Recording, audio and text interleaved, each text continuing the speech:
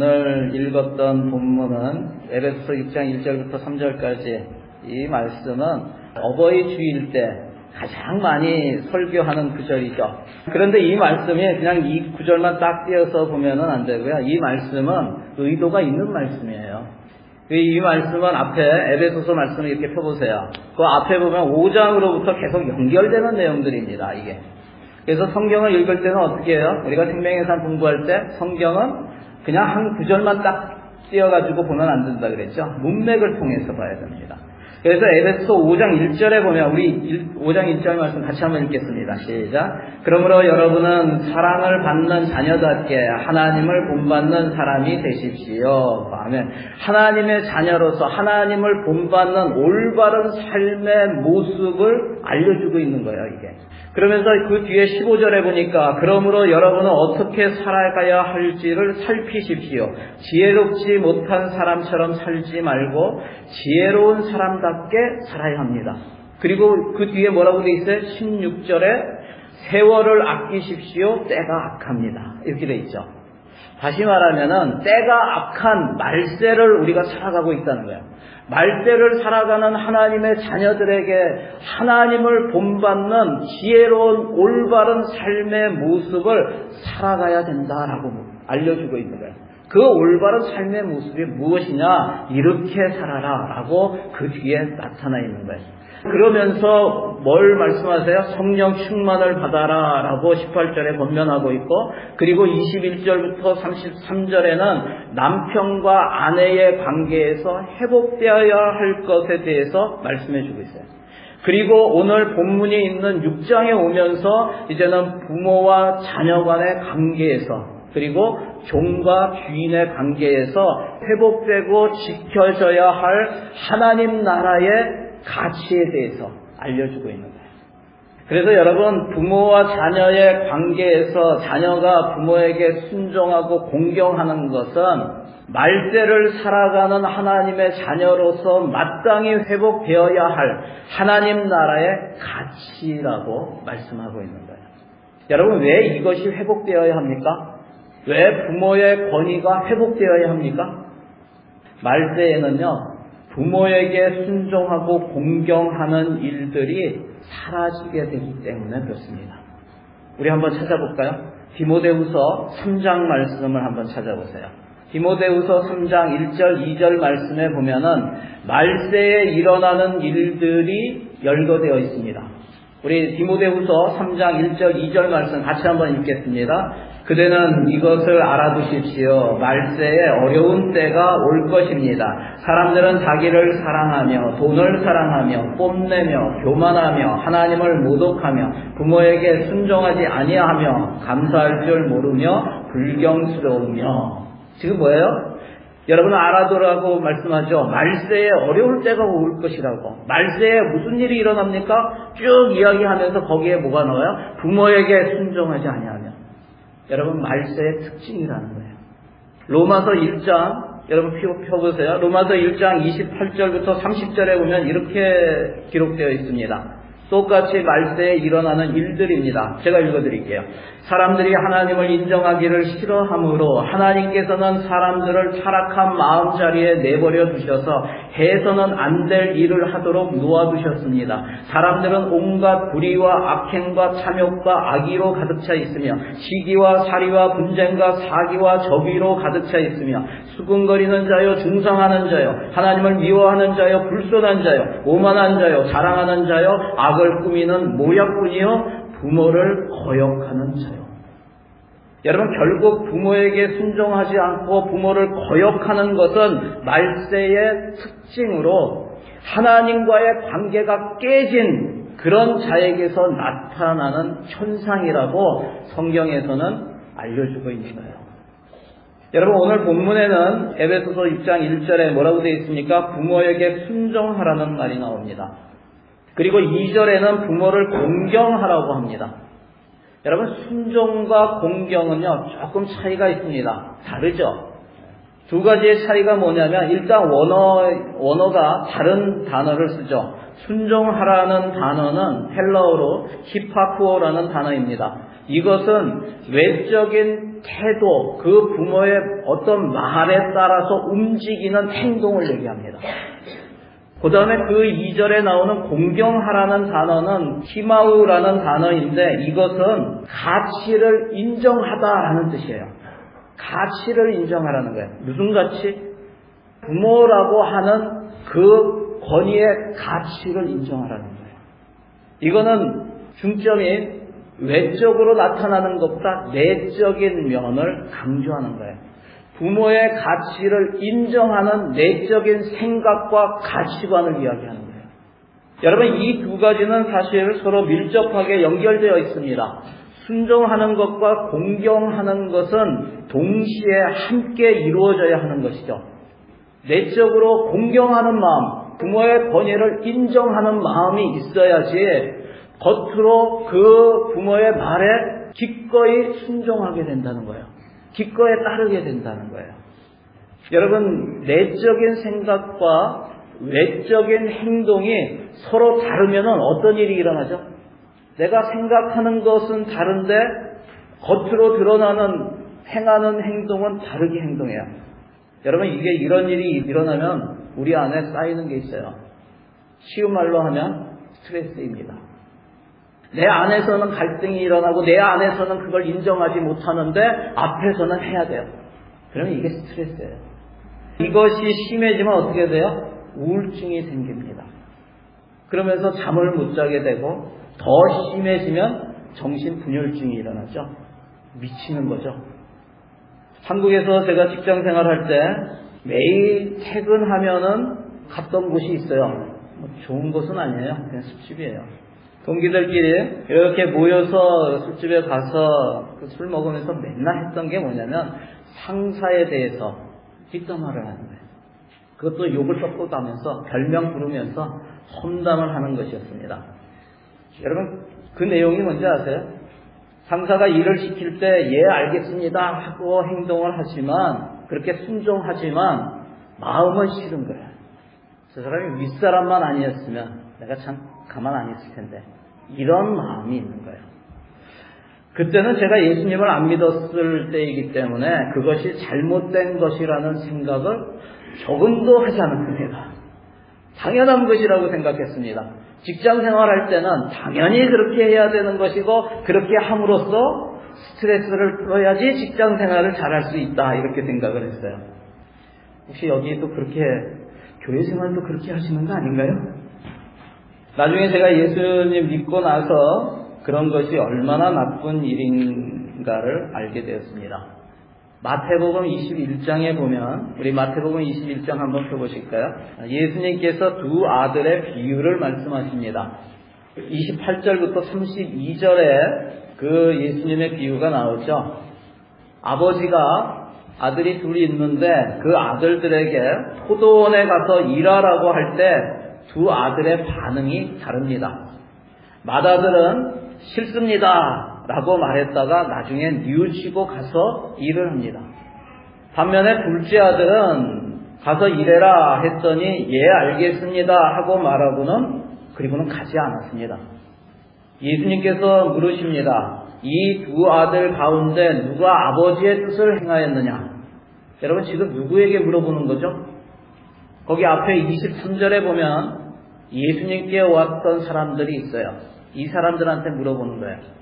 대제사장들과 백성의 장로들이 예수님께로 와서 왜 예수님이 성전에 들어오셔서 그 장사하는 사람들의 상을 엎으시고 또 쫓아내시고 또 성전에서 가르치십니까? 무슨 권한으로 이렇게 하십니까? 라고 물어보는 이 대제사장들과 백성의 장로들에게 지금 말씀하시는 거예요. 물어보시는 거예요.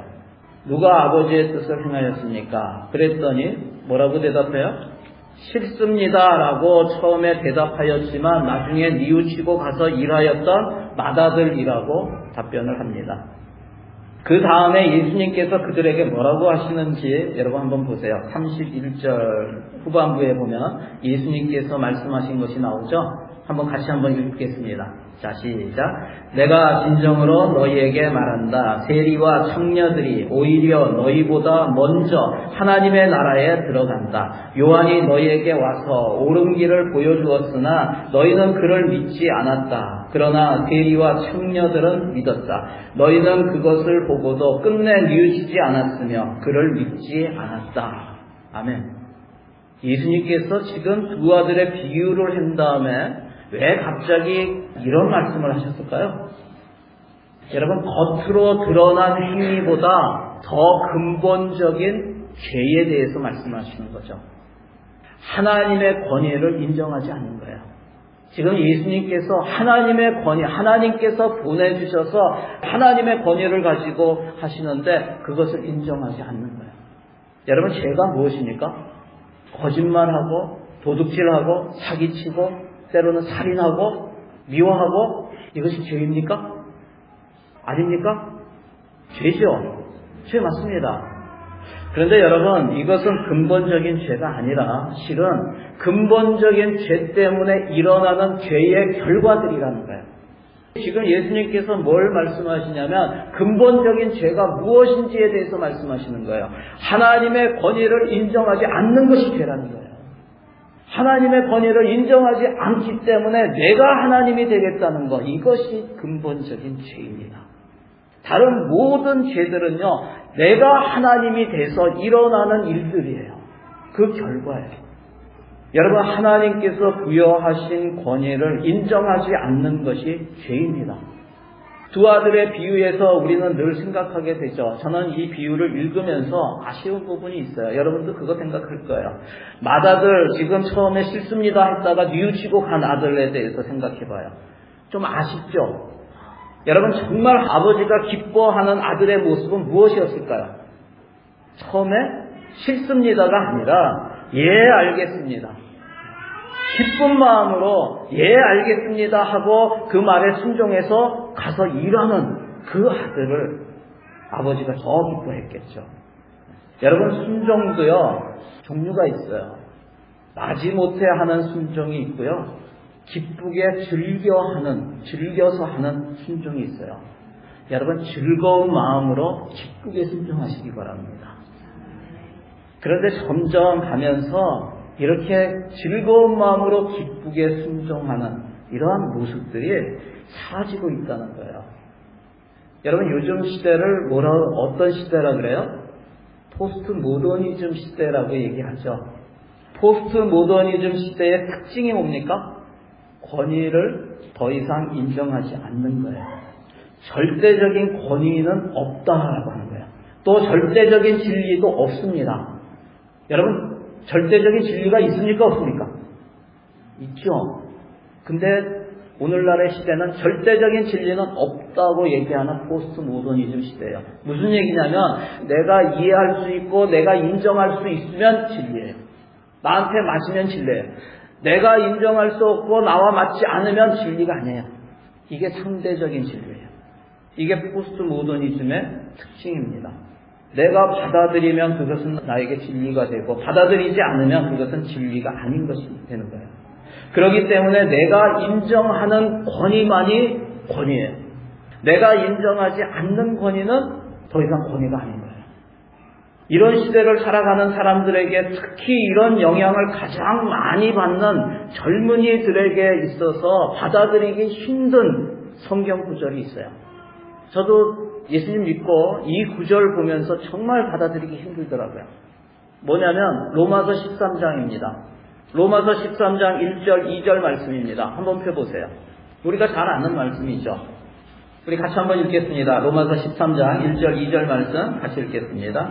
자, 시작. 사람은 누구나 위에 있는 권세에게 복종해야 합니다. 모든 권세는 하나님께로부터 온 것이며 이미 있는 권세들도 하나님께서 세워주신 것입니다. 그러므로 권세를 거역하는 사람은 하나님의 명을 거역하는 것이요 거역하는 사람은 심판을 받게 될 것입니다. 아멘.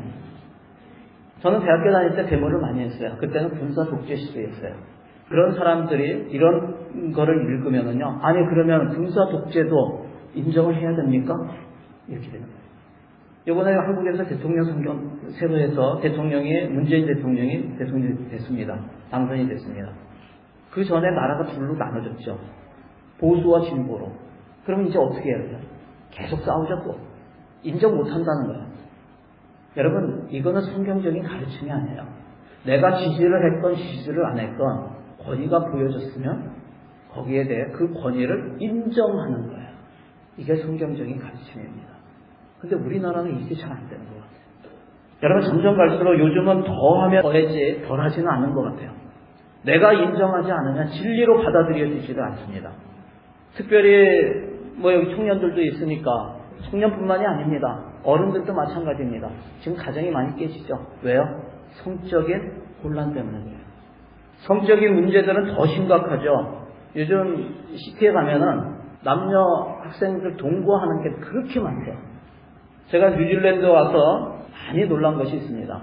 제가 크라이처치에서 가게를 할 때 저는 그때 30이 넘은 34살이었죠. 노총각이었어요. 그런데 우리 가게에 밤에 되면은 청년들이 이렇게 와요. 남녀가. 근데요, 마치 결혼한 부부처럼 행동합니다. 누구 놀리는 것도 아니고.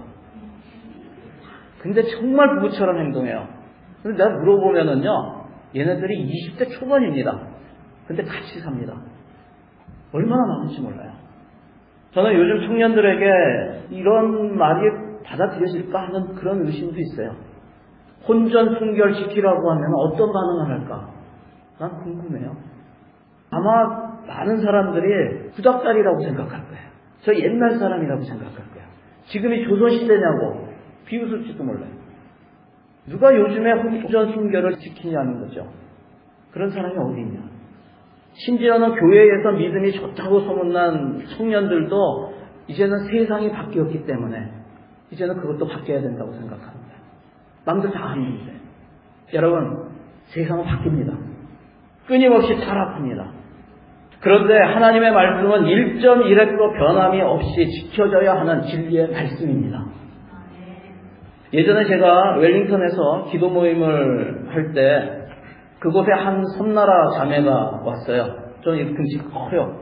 그 사람을 위해서, 처음 보는 사람인데 위해서 기도를 해주는데 하나님께서 짧은 순간에 그림을 하나 보여주셨어요. 영상을 이렇게 보여주셨어요. 그것이 뭐였냐면은 그 자매가 배를 타고 남태평양의 섬나라들을 이렇게 다니는 그런 장면이었어요. 그래서 그것을 처음 온 이 자매에게 내가 무슨 의미인지는 모르지만 당신을 위해서 기도하는데 이런 그림을 보여주셨다 하면서 얘기를 했어요. 그랬더니 이 자매가 갑자기 통곡을 하면서 온 거예요. 얼마나 통곡을 하는지 내가 깜짝 놀라가지고 어찌할 바를 모르겠더라고요. 내가 뭐 잘못을 했나? 한참 동안 통곡을 하며 또 거기에서 막 회개하고 막 이러더니요. 나중에 한참 있다가 앉아서 고맙다고 하면서 자기가 이 기도 모임에 온 이유에 대해서 말하기를 시작해요. 이 자매는요, 찬양을 아주 잘하는 자매입니다. 교회에 다니면서 계속 찬양팀으로 섬겼다고 합니다. 그런데 얼마 전부터 갑자기 찬양을 하려고 앞에 서기만 하면 목소리가 안 나온대요. 보통 얘기할 때는 목소리가 나오는데 찬양을 하려고 앞에 서면 목소리가 안 나온대요. 입을 벌리는데도 소리가 안 나오는 거예요. 그러면서 그것 때문에 왔는데 사실은 그 이유에 대해서 자기가 알고 있다는 거예요. 그 이유가 뭐냐면요. 얼마 전부터 유부남인 찬양 리더와 눈이 맞아서 안 좋은 관계를, 불륜의 관계를 맺고 있는 거예요. 자신은 이것이 하나님께서 정말 기뻐하지 않으시는 그런 관계라는 것을 알고 끊으려고 하는데 몸이 그게 안 되는 거예요. 감정이 안 되는 거예요. 계속 끌려가는 거예요. 그러다가 목소리가 나오지 않게 되고 그래서 결국은 찬양팀에 설 수 없게 되면서 어떻게 하는지 몰라가지고 기도 모임에 나왔다는 거예요. 그런데 오자마자 하나님께서 자신이 어렸을 때 그 예수님을 만나서 하나님께 소원했던 내용을 다시 기억나게 해주셨다는 거예요. 자기가 인격적으로 예수님을 믿고 하나님 앞에 소원한 게 뭐냐면은요, 자기가 태어나고 자랐던 그 남태평양 섬나라를 자기는 그 섬나라들을 배를 타고 다니면서 찬양하고 거기서 복음을 전하는 거예요. 그것이 자기에게 좀 꿈이었고 또 하나님 앞에 한 소원이었던 거예요. 그날 그 자리에서 그렇게 통곡하면서 회개하고 났는데 이 자매가요, 거기서 목소리가 다시 돌아왔어요. 그리고 찬양을 부르는데요, 저는 지금까지 들어본 목소리 중에서 그런 목소리를 지금까지 들어본 적이 없어요. 우리 찬송가 중에 그런 가사가 있죠. 천사들의 노래가, 이런 거 있죠. 진짜 천사의 노래 같아요. 천사가 부르는 찬양, 하늘의 찬양, 정말 아름다웠습니다. 저는 우리 성도들이 하나님 앞에서 영적으로 순결했으면 좋겠어요. 또 육적으로도 순결해지기를 바랍니다. 특별히 우리 청년들 여기 있는데 청년들에게 해주고 싶은 말이 있어요. 성은요, 성이 뭔지 아세요? 쉬운 말로 섹스는요, 하나님께서 부부 관계에서만 허락하신 것임을 아셨으면 좋겠어요. 결혼 전에는요, 아무리 사랑한다고 해도요, 혼전 순결을 지키는 우리 청년들이 되었으면 좋겠습니다. 지금까지 지키지 못했다고 한다면 여러분 회개하시고요, 이제부터는 지키세요. 하나님의 말씀입니다. 제가 어릴 때만 해도요, 권위를 인정하는 사회였어요. 그때에도 젊은이들은 문제가 많았어요. 고등학교 전부터요, 뭐 이미 술 먹고 담배 피우고 패싸움하고 난리도 아니었어요. 그런데도요, 어떤 어른이 지나가면서 야, 너희들 뭐 하는 거야? 너희들 무슨 패싸움이야? 왜 싸워? 이러면은요, 바로 싸우던 거 그만두고요, 가방 이렇게 들고 이렇게 죄송합니다 하면서 갔어요. 다 도망갔어요. 담배 피다가도 어떤 어른이 와가지고 야, 너 뭐야? 담배 피워? 피도 안 마른 놈이 막 이상하네. 옛날 쓰던 말 네, 들었던 말이 그대로 나옵니다. 네. 담배 끊어 이러면은요, 바로 담배 껐어요. 아니, 얘네들이 대낮에 산에 와서 왜 술을 먹고 있어? 뭐 하는 거냐 니네? 그러면은 바로 일어나가지고요, 죄송합니다 그러면서 다 내버리고요, 가방 챙겨가지고 그냥 산에서 내려왔어요. 경찰이랑 같이 온 어른이 그렇게 얘기해서 그렇게 한 것이 아니고요, 덩치가 크고 문신 그려진 그런 어른이 와서 얘기한 것도 아니고요, 그냥 덩치가 크던 작던 연세 드신 어른이 와서 그냥 한마디 하면은요, 그냥 그 자리에서 예 그러면서 죄송합니다 그러면서 그냥 갔어요. 여러분, 그랬던 시절이죠. 그리고 어떨 때는 잔소리 하면은요, 고개 숙이고 잔소리 다 들었던 시대예요. 그런데 요즘은 어떤가? 오히려 담배 피우고 술 먹는 젊은이들 있으면 피해가야 됩니다. 젊은이들 몇 명 이렇게 모여 있으면 저 멀리 가세요. 여러분, 가까이 가지도 마세요.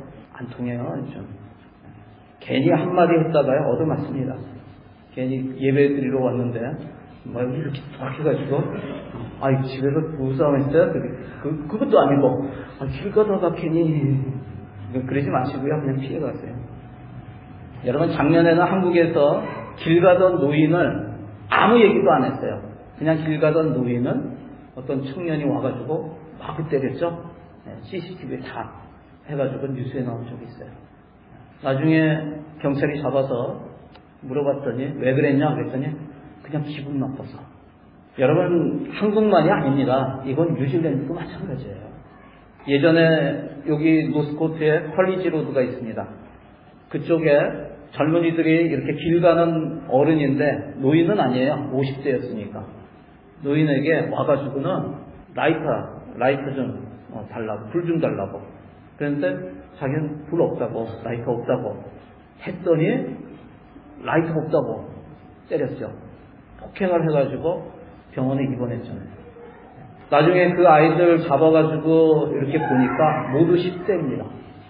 여러분, 사회가 이렇게 이런 권위, 어른 이런 모습이 없어졌어요. 직장도 마찬가지죠. 교회는 다른가요? 우리 교회는 목사의 권위가 이렇게 있죠. 대답은 하기가 어렵죠. 요즘은 목사가 말해도 대꾸 안 합니다. 목사가 뭐라고 해도요, 그건 목사님 생각이고요, 나는 내 뜻대로 합니다. 마이웨이예요. 제가 지난주에 성경 공부하면서 주기철 목사님 얘기를 했어요. 주기철 목사님은 누구시냐면 일제시대 때 신사참배를 끝까지 거부하시다가 순교하셨던 목사님이시죠. 그리고 거기에 장로님이 계셨어요. 고당 조만식 선생님, 독립운동가이셨고 또 오산학교 교장도 지내셨던 분이십니다. 이분이 거기 교장일 때 이 주기철 목사님이 거기 학생이었습니다. 그런데 한 번은 이런 일이 있었죠. 예배를 드리는데 조만식 장로님이 그 독립운동 때문에 사람을 만나가지고 얘기하다가 예배 시간에 늦었어요. 설교하는데 이렇게 들어왔어요. 들어와서 자리를 찾아서 앉으려고 그러는데 목사님이 뭐라고 하시냐면, 장로님 오늘은 앉지 마시고 거기 서서 예배 드리세요. 이랬어요. 근데 그 장로님이 뒤에서 딱 서서 예배 드렸어요. 그리고 예배 마칠 때쯤에 장로님 나오셔서 기도해 주세요 했더니 나와서 거기서 회개 기도를 합니다. 연세도 많고요. 또 은사예요. 스승이에요. 자기 교장 선생님이셨어요. 자기 학생일 때. 그럼에도 불구하고 잘못된 거에 대해서 그 목사님이 책망했어요. 그리고 징계까지 하신 거죠. 근데 은사였고 연수도 많으신 그 장로님이 그것을 들어요. 그리고 회개해요. 이 얘기를 했더니 한 분이 그런 얘기했어요. 두 분의 관계가 신뢰관계가 있어서 그렇죠. 그래서 내가 신뢰관계 중요하죠. 그리고 넘어갔어요. 그렇죠? 여러분, 신뢰관계가 있어서 그렇게 됐겠죠? 근데 제가 오늘 말씀을 준비하면서 신뢰관계가 있어서 그렇게 됐을까요? 그런 의문이 들더라고요. 그 장로님이랑 목사님이랑 서로 존경하고 마음이 다 맞아서 그래서 순종했을까요? 그래서 징계하고? 저는 아니라는 생각이 들어요. 좀 목사님한테 기분이 나쁘면 그러면 그 징계를 안 받았을까요? 싫습니다. 그냥 앉겠습니다. 했을까요? 신뢰관계가 아니라요. 성경에 나와 있는 진리이기 때문에 그렇습니다.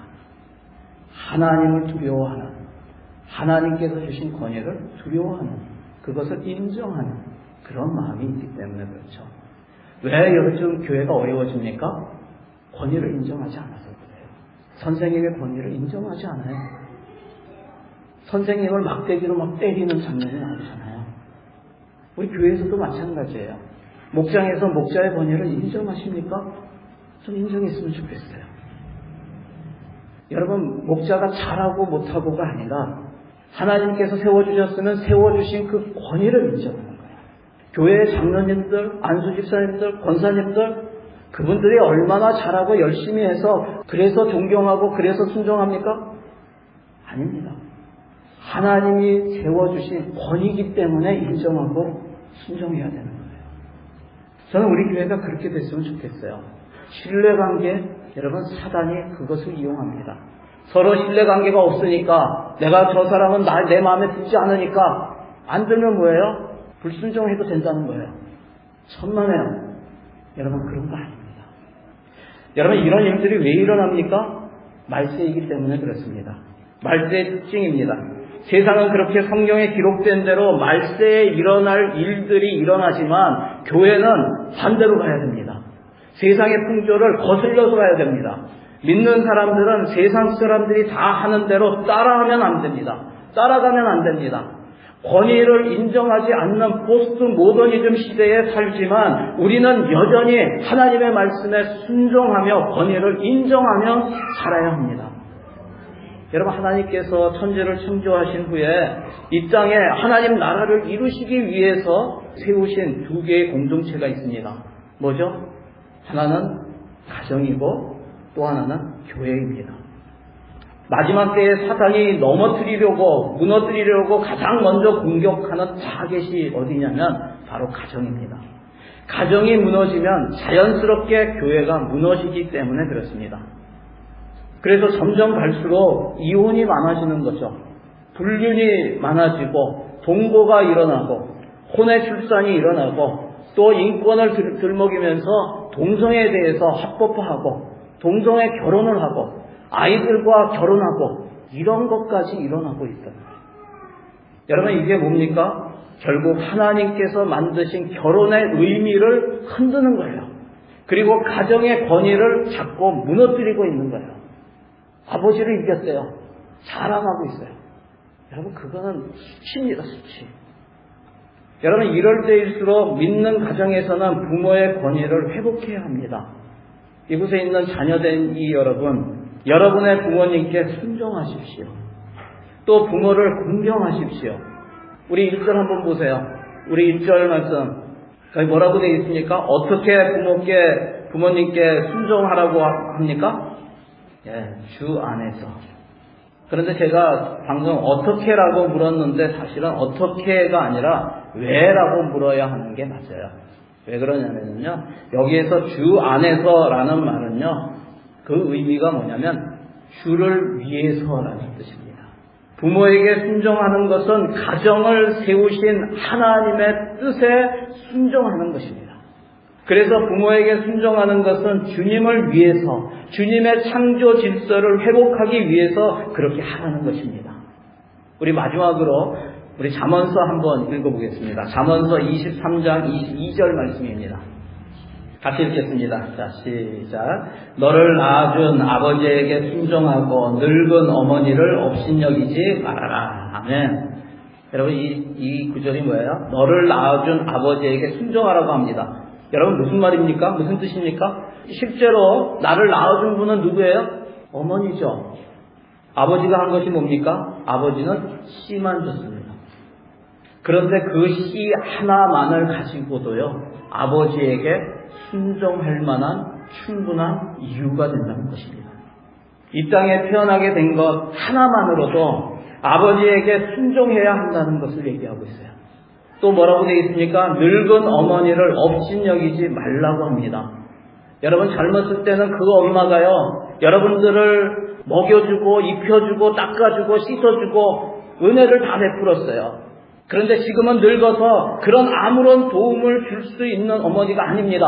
나에게 아무런 도움을 주지 못한다고 하더라도 그 존재 자체로서, 어머니라는 존재 자체로서 존경받아 마땅하다는 것이에요.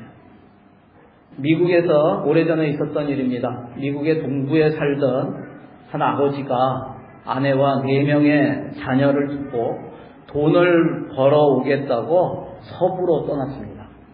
그런데 돈을 벌어서 오시겠다고 한 아버지는 오시지 않고 돈도 보내지 않았습니다. 다만 가족에게 전해지는 소식은 아버지가 그곳에서 다른 여자와 살림을 차렸다는 것입니다. 그리고 오랜 기간 연락이 없다가 전보가 왔습니다. 아버지가 돌아가셨는데 유언으로 자신을 고향에 묻어달라고 했다는 내용이었습니다. 가족 회의가 열렸습니다. 그 맏아들은 그래도 아버지를 모셔와야 된다 그랬는데 가족 모든 사람이 아버지가 우리에게 해준 것이 무엇이냐고, 그리고 그 먼 곳까지 가서 또 그 시신을 옮겨오는데 돈과 시간이 얼마나 많이 드는데 우리는 할 수도 없고 할 가치도 없다고 그렇게 결론을 내렸습니다. 결국 큰아들은 자신이 가지고 있던 가축과 농기구들을 다 팔아서 혼자 비용을 마련해서 아버지의 시신을 모셔다가 장례를 치렀습니다. 다 반대를 했던 동생들이 장례가 끝난 다음에 와서 형한테 묻습니다. 왜 그렇게 했냐고. 그때 큰아들이 이렇게 대답을 합니다. 성경에는 내 부모를 순종하라고 했지 어떤 부모에게 순종하라고 하지는 않았다. 그분이 어떤 삶을 살았던지 간에, 우리에게 어떻게 하였던지 간에 그분은 우리의 부모이기 때문에 그 마지막 유언에 순종했다라고 말하는 거죠. 우리 자녀되는 여러분, 부모의 권위는 하나님께서 주신 권위입니다. 부모님께 순종하고 부모를 공경하시기 바랍니다. 우리 부모된 우리 성도님들, 부모의 권위를 지켜주시기 바랍니다. 자녀를 주의 교양과 훈계로 양육하는 것입니다. 지난주 말씀 기억하시나요? 주의 말씀을 말로만 가르치는 것이 아니라 그 말씀대로 실제 순종하며 살면서 우리의 삶으로 보여주는 것이죠.